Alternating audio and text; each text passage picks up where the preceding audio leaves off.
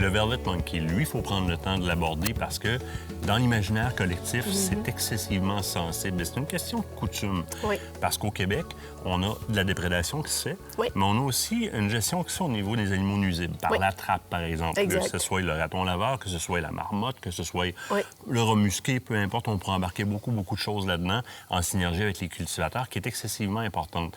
L'Afrique du Sud vit la même chose avec les cultivateurs et avec les propriétaires, mais avec les singes.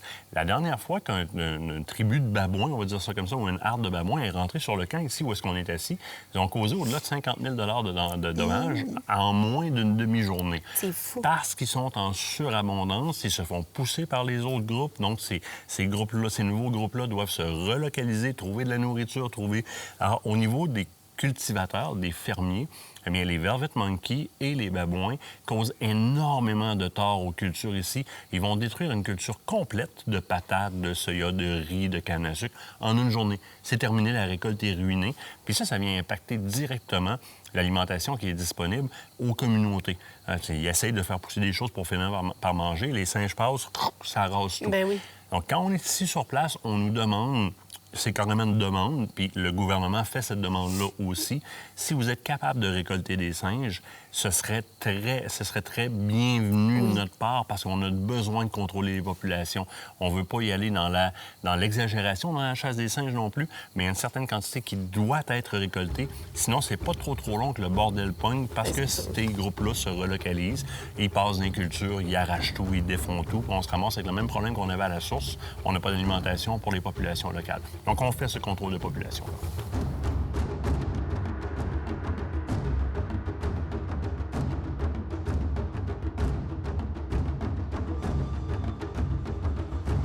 Big monkey. Get your rifle if you see him again. Velvet monkeys? Yeah. It looked like a big male. See if he maybe runs it to these big trees or something.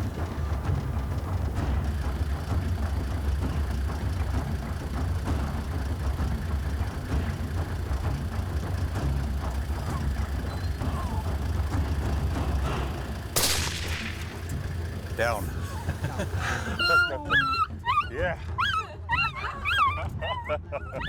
Hey, c'est une bonne shot, ça, avant de ça. No. I didn't actually see the sexual organs, so I can't tell if it's a male or a female. I know it's a That monkey. was far. I know it's a monkey. It was a monkey. Yes. It used to be a monkey. Yes. But it looked like a big body monkey, so. It's on the safe right now. But good shot. Yeah, you think so? It's a small target. We got it? Yeah. That's a good. Here he is. That was a long shot. That was a good. That was a long shot. Yeah, that was at least. Unfortunately, 150 got it in yards. the head. And that's a big male. That's a very big male.